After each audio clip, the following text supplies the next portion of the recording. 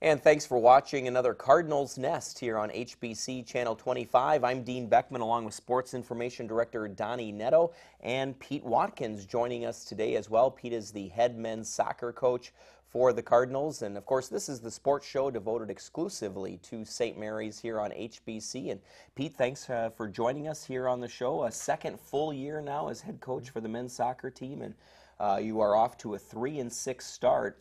And you're finally back now from a 4-game road trip. Must be nice to be back in town to stay for a little bit anyway. Yes, absolutely. I've watched a lot of movies on the bus in the past couple of weeks and ready to watch them on my own TV. Yeah. So, you know, we've talked a little bit before, Coach. Talk a little bit about the adjustment or the learning curve that you had last year to this year, last year being your first year here. Prior to that, you were at Aurora University in Illinois. Talk a little bit about what you learned from that first year and what you carried over into this year. I think the most important thing is really off the field and kind of away from competition, learning how St. Mary's operates as a university, the quality of our academics. You know, we ask a lot of our students and our student athletes, you know, in the classroom and putting time in there. So learning how to, as a coach, help students down that path and make sure that you're contributing to their overall experience, you know, keeping athletics in the right perspective in terms of competing and practicing. And you know, we continue to hope that the 2 hours they spend with us is a nice break from working hard on the books and putting their foot forward in the real world. So, Pete, you know, maybe walk us through those 2 hours of practice that you spend with them. What are, during the season, you know, preseason, I'm sure you're installing a lot of things, but during the season, what are you looking for and what are you asking of them? Good question. We've kind of evolved the rhythm, I think, where most of our guys are done with class around 3:30, 4 o'clock, and they try to get into the training room. A lot of them have to grab a meal before practice, those types of things. But starting at about 5:15, the majority of our squad is in the locker room, and you know, they enjoy the time together. It's kind of a time of community before we go out and practice. Our goalkeepers put in 45 minutes worth of work before everyone else is out there. It's kind of inherent to the position. You know, it's just a little extra time, specialty, I think you would call it in a lot of other sports. And then our full team comes out about 6 o'clock, and we practice from 6 to 8 most evenings. And typically we try to break our group up into some of the players that are playing more of the varsity games, and then the other group are guys that are competing for the JV roles or the reserve team roles. Some days, like yesterday, we compete them all together because we want, you know, every guy to feel like he's getting a good opportunity to be seen, you know, as a potential starter or key guy in a varsity game. Mm-hmm. So the 2 hours go by pretty fast, really. Frankly, I wouldn't mind being out there a little longer, but you have to keep in mind there's a lot of physical work that goes into our sport. You know, a typical game practice, you're going to cover 4 or 5 miles, you know, in terms of running, walking, sprinting. And you don't want to leave them out there too long, or you leave your best team on the practice field sometimes. But you know, our setting, our field, and everything is beautiful. It's a great place to have as a classroom, which is kind of what I consider practice for me. And you have the nice, you strategically plan your practices. If you've got games on the road, say like last week when you played on grass, you have a practice field where you do most of your training so that you're training on the grass, or vice versa. If you know you're going to turf or playing at home, you'll practice on the turf. Talk a little bit about that, the concept and the strategy there. Yeah, we really have the best of both worlds because we have the turf field and the grass field, which are very valuable to use. And in our sport, since the ball, you know, obviously rolls on the ground, getting used to the different speed of play is important. So grass and turf are quite different. And then having the lights is also great because we get to train under the lights for an away night game. And some teams don't have that luxury, and there is some different aspects to a game played at night versus, you know, in the afternoon. So we're really blessed. You know, the university puts us in a position where we can prepare pretty effectively for almost any type of playing environment, you know, that we're going to encounter. You know, we talked a little bit about your learning curve from that first year to this year. You kind of be able to take that to the players this year because you do have so many young players. Talk a little bit about their learning curve and kind of what they're really being thrust into at a very young freshman age. A lot of them are playing a lot of minutes. Yeah, I figured out the other day, I think this is my 18th year of college coaching. I've never had a team that started 8 or 9 freshmen, I think, at any level. And so that's been definitely an adjustment for me, but kind of fun because they don't always know what they don't know. And you know, Gustavus is no different than Concordia, who's no different than Viterbo. And so the freshmen go out and every day they look around and realize that we're not quite there yet, but we're getting better, and they have that eagerness that sometimes juniors and seniors don't have. The biggest adjustment for them is the speed of play and how physical it is. You know, you see a lot of freshmen getting knocked to the ground, looking at the referee with their hands up, expecting a foul, because last year in high school it was. Well, in college it's not. And so the ones that have adjusted quicker to the physical nature of the play, you know, frankly, they're the ones that are playing more because they've kind of adapted quickly. But it's been fun to watch. You know, we see great teams in our league, and so they get to see the standard of Division III soccer, you know, every time we play. As a coaching staff, how do you teach them, or how do you help them along in terms of the off the field, the academics and the social life? Because it's completely different for a lot of your players now, because they're not, you know, they don't have mom and dad there to cook them dinner and make sure that they're in bed at a reasonable hour. They've got to do all that on their own. As a coach, how do you help that out? Well, we lean a lot on some of the other players, and we have some freshmen that frankly act like juniors and seniors. They're very mature. We have a freshman captain this year, Asa Goldsmith, who, you know, if you sit down and talk to him, you'd think he was a senior in college. And so we ask some of our better leaders on the field to kind of look out for their teammates and help them through things. Everything from, you know, time management, making sure that they're taking care of business off the field. Sometimes it's things like sport medicine, and they don't realize that the trainers are there to help them. Some of the things they can do proactive. Nutrition has been an interesting one, showing guys to make better choices, to put themselves to be competitive with what they eat. And it's a lot of young guys, but you can use good learning moments and maybe pick on a guy in the right way and use his decision to show guys how they can do it better. And obviously we've talked a lot about the fact that you're so young. You do have some very talented and very important senior, junior, upperclassmen players. Talk a little bit about their role on this team this year. Yeah, we are very blessed. We have a group of seniors that have been with us now for quite a while. Cam McKeith, who's played, I think, almost every position for us this year except goalkeeper. Jacob Bina, who's a captain for us and started his first game against Bethel, and frankly was the difference in the match. You know, we won 3-2 and had a lot to do with what he did. Sam Puff, who's a great two-sport athlete that plays both tennis and soccer for us, and he's been playing well. Eric Lush, who gives us a lot of work and holds himself to a very high standard, which allows people to realize what he's doing. Our fifth senior, Gunnar Knutson, who's a very good soccer player, all league, I think, a couple years ago, has suffered some knee injuries or issues with pain in his knees, and so his role on the field isn't what he wants it to be, but he's really contributing in practice and off the field. And again, at Bethel, he stepped on at an important time and did really well for us.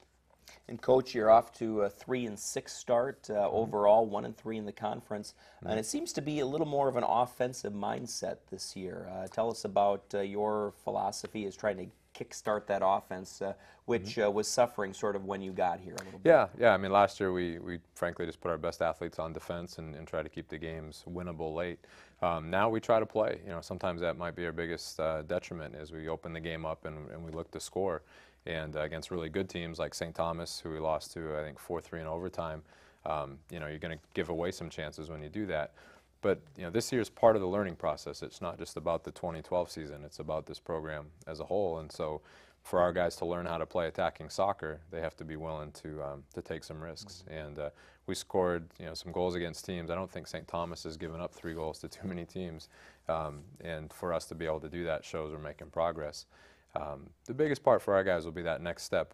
When are we tired of moral victories and, hey, we were close, and now we start finding that standard of closing out big games like we did at Bethel. You know, one of the things that I've seen this year, and you use the St. Thomas game and really the Bethel game as 2 really good examples of, is the St. Thomas game, you go up 2-0 real fast, things seem to be going really well, and they come back and they score 3 goals, boom, boom, boom, and they take a 3-2 lead.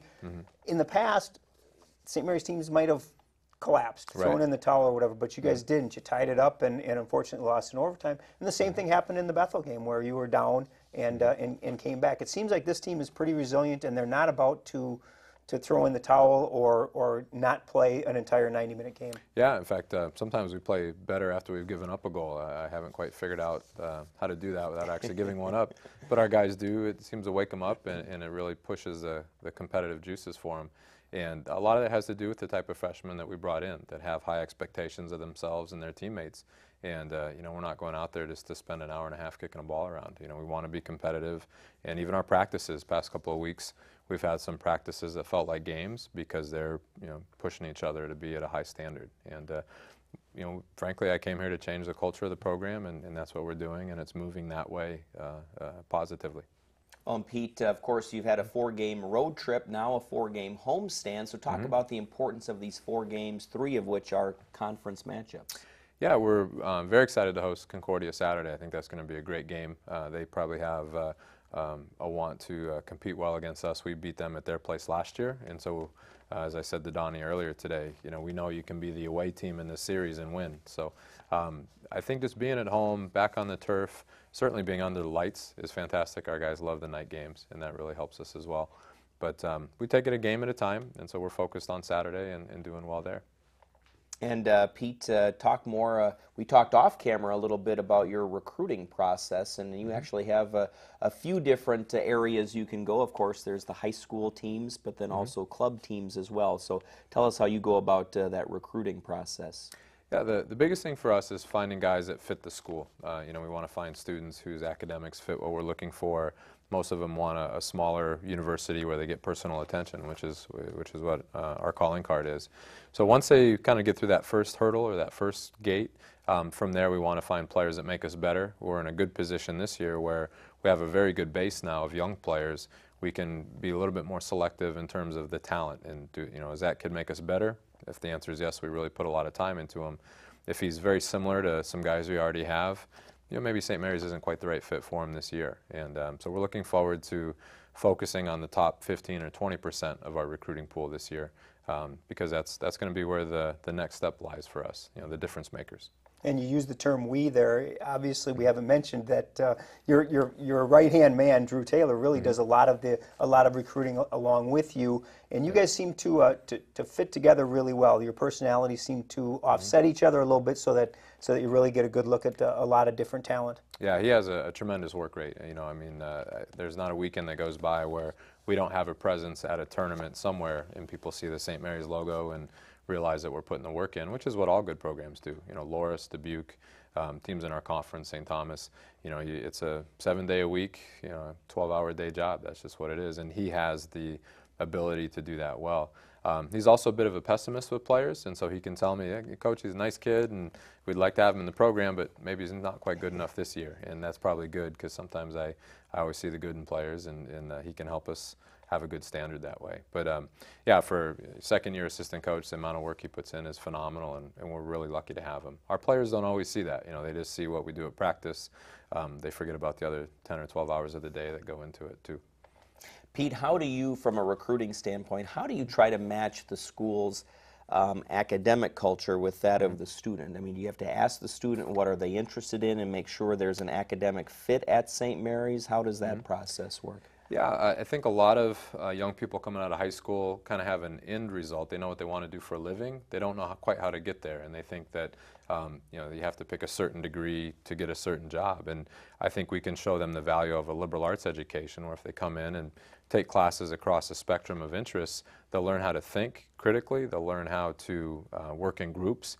And I think most employers now will tell you they need those skills much more than anything else. And so kids and families that value that, we seem to resonate really well with. We talk about a class size of 19 or 20 students instead of 80 or 100.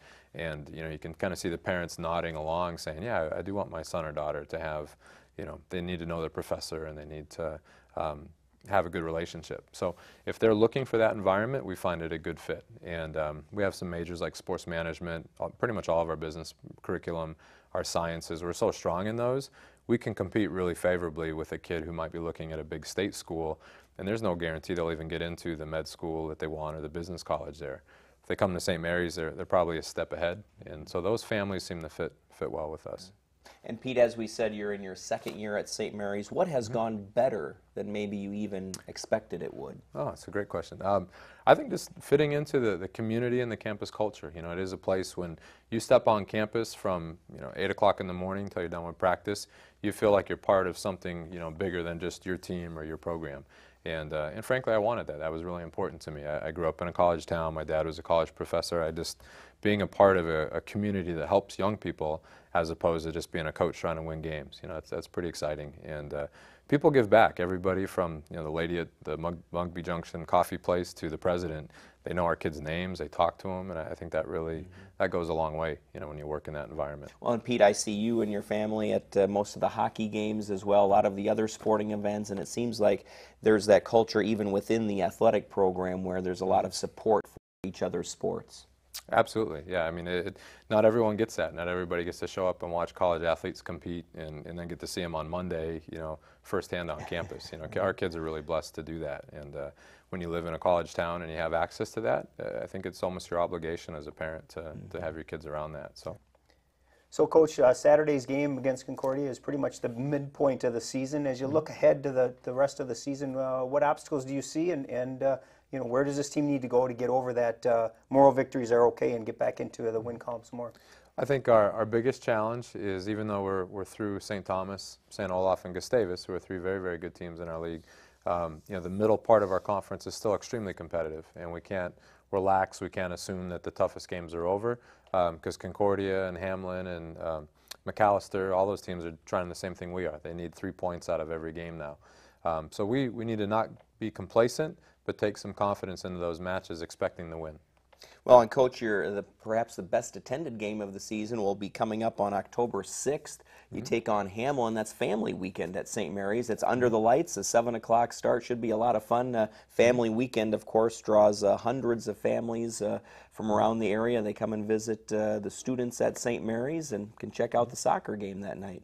Yeah, we're excited to host Hamlin. Their head coach, Alex Morwicki, is actually a Winona native, so I think we might have more families even than usual that night. Yeah, and, absolutely. We had a great game with them last year. We lost 2-1. They have a new coaching staff. We have a lot of new players, so it will be a very tightly contested contest, and especially with the 7 o'clock start time, we'll kind of be the only thing in town, so we're looking forward to hosting some good, well-attended events. And finally, Coach, tell us about the culture within the athletic department at St. Mary's. I see you and your family at a lot of the hockey games, some of the other sporting events. There seems to be a definite community feel, and each of the coaches want the other sports to succeed. Oh, absolutely. I mean, it is truly a neat family to be part of. I mean, we have coaches are out at each other's games, families are, people bringing their kids out. It allows you to be part of something that you realize it's not just about the wins and losses.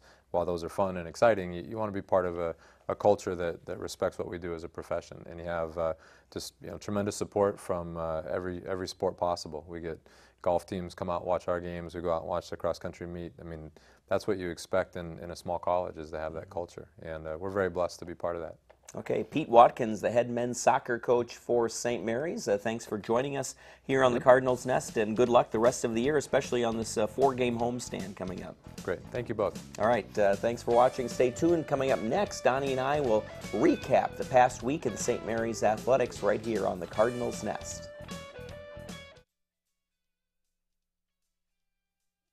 We're a small town store.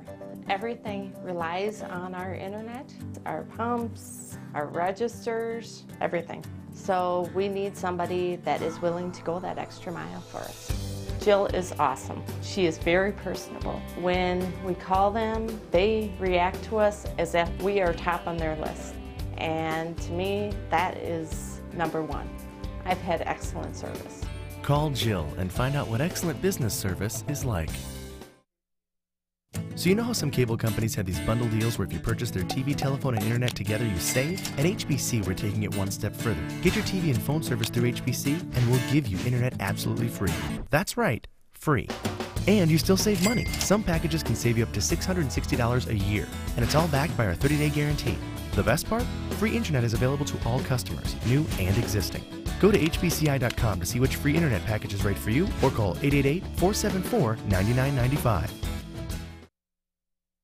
We're doing things in bus magazines and the newspapers and things like that, and it's just like we seemed like we needed a different media, and we thought, TV, perfect. Laura, she is awesome. She came out the first time. She was very, very personable, tends to your needs. I mean, anything that you needed, she was right there. I literally, seriously, have been wanting to make more commercials just because it was such a great, fun process. I would recommend HBC to anybody. Call Laura for details on how to get a free commercial for your business. And we're back here on the Cardinals Nest, and we just got done talking with Pete Watkins, the head men's soccer coach for the Cardinals. Now, Donnie will transition to women's soccer, and even though the women's still looking for their first win of the season, they did break a 3-game scoreless streak and a couple of goals and one goal in a 4-1 loss to Bethel, and then another goal in a 2-1 setback to Gustavus. I know the Gustavus one is one that they'd like to get back. Felt like that was one that maybe they could have won there. Yeah, no question. They played very well. That was a game that was played Wednesday night right here at St. Mary's. And Gustavus and St. Mary's are very similar teams. They play the same style of play. And unfortunately, Sloan Karamoto gave us a 1-1 tie with a goal in the second half.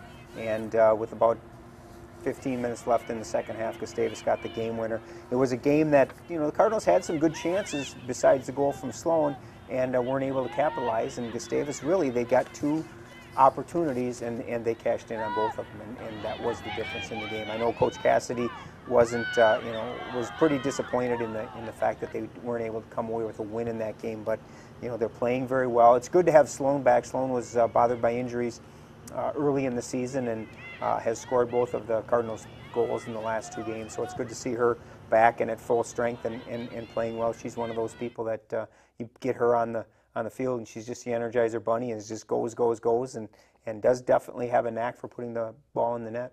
Well, and speaking of putting the ball in the net, for Gustavus, that Amanda Cartoni, from what I remember, she hurt the Cardinals last year, and she does it again with 2 goals in that win. Yeah, for she's a very good player, and you know, I know Coach Cassidy did whatever he could to try and shut her down, but she got loose twice. Took 2 shots on goal, and they both found the back of the net, which is a little unfortunate. You know, speaking of that, one thing we didn't ask Coach Watkins, I was going to bring up the name Zach Brown just to get his reaction. He was coming off MIAC Men's Soccer Player of the Week. He had scored 3 goals in one game, came back the next game against St. Mary's and scored 2 goals. So he is just tearing it up right now. He's a great player. And I talked to Coach Watkins after that game, and you know, he said Gustavus is a very good team. That's the kind of team we want to be in. And it is important for a team like Coach Watkins, when they have that many young players, it's important for them to see where they need to get to and to understand that it's going to take hard work. And you know, a lot of these individuals are very talented, coming from very good club teams or very good high school teams, and this is a huge step. You know, Coach Cassidy's dealing with the same thing. He's got a lot of young players who are learning what it takes to be a good collegiate soccer player, and you know, sometimes that takes time. And I know from talking to both Coach Watkins and Coach Cassidy, it's you know, it's a learning experience, and as much as painful as it is, you know, with some of these losses, these 1-goal losses, you've got to learn from every game, and I think that really right now that's the important thing for both teams. And it seems like the attitude is very good. Coach Cassidy was saying after their most recent loss against Gustavus that they played hard. It was not from a lack of effort. So they're out there giving everything. It's just the ball's not going in the net for Exactly. And the key is like, you know, like I said, the key is they need to learn from their mistakes. They can't afford to continue to make that same mistake game in and game out. And right now, you know, talking to Coach Cassidy right now, that they are learning, and the mistakes that they're making are correctable. And the key is going to be is that over this final, you know, 9 games of the season, they need to start making sure that they're not making those mistakes again and again. Well, we're coming off of a week where we had a couple of St. Mary's volleyball games right here on HBC, and for the Cardinals, they had a 4-match winning streak come to an end, Donnie, as they ended up losing last weekend to Augsburg. That was a Saturday afternoon matchup, and we see the highlights here. And they were coming off of a big win, a 3-2 win over St. Kate's on that Wednesday night. Last Saturday against Augsburg, it started out pretty good for the Cardinals, but they end up falling 3-1, and I don't think they were as competitive as they wanted to be in those last 2 sets. No, there was something about that game, that match, and part of it may be the 3 o'clock in the afternoon time, but the energy really wasn't there. And it really, when you look back, it was an important match. This is Augsburg and St. Catherine are going to be 2 teams that St. Mary's is going to be battling with right up to the end of the regular season in hopes of getting an MIAC tournament berth. So it's a game it's a match that they probably would love to play again. I know Coach Lester would love to get another shot at Augsburg, but that's one of the things that we talk about a lot with college volleyball is that you get one shot at each one of these teams. You get 10 matches, so really only a third of their matches are conference matches, and it just shows you the importance of every single match and making sure that you're focused and ready to go every single time you take the court. Well, and certainly it's not an excuse, but injuries are piling up, and Jenna Sullivan clearly not at 100% right now. She has the full leg brace on, tweaked her ankle a little bit as well, and so she's not at 100%, not playing all of the sets, and so it just really, you know, shuffles the lineup, and Lexi Asimo sometimes has got to figure out who she's setting it to, right? Absolutely, and that's the nice thing that they have, is having Lexi as their setter. Very talented, very smart, you know, 3-year regular as the setter for the Cardinals. She's got that experience and will be able to run that offense and find out who she needs to get that ball to. And, you know, Mary Nordic has had a very solid couple of weeks leading the team in kills, and you know, they just need to continue to plug along. They've got a really big weekend this weekend. They head up to St. Joseph, Minnesota on Friday for a match against St. Ben's, and then head over to Moorhead for a 3 o'clock Saturday match against the Cobbers. 2 very difficult matches, 2 very talented teams. So it's a big weekend for them, and you know, hopefully they can come up with a couple of wins. And I know that it's always tough, and we talk about it every season, and we talk about it every year. It's a very tough trip for the Cardinals, going up to St. Joseph and then all the way over to Moorhead. So they need to be mentally ready as well as physically prepared. A couple of players last week really stepped up for St. Mary's, Donny, players that we don't typically talk about here on the show. Megan Lyson is one, really played well, especially in that Wednesday contest.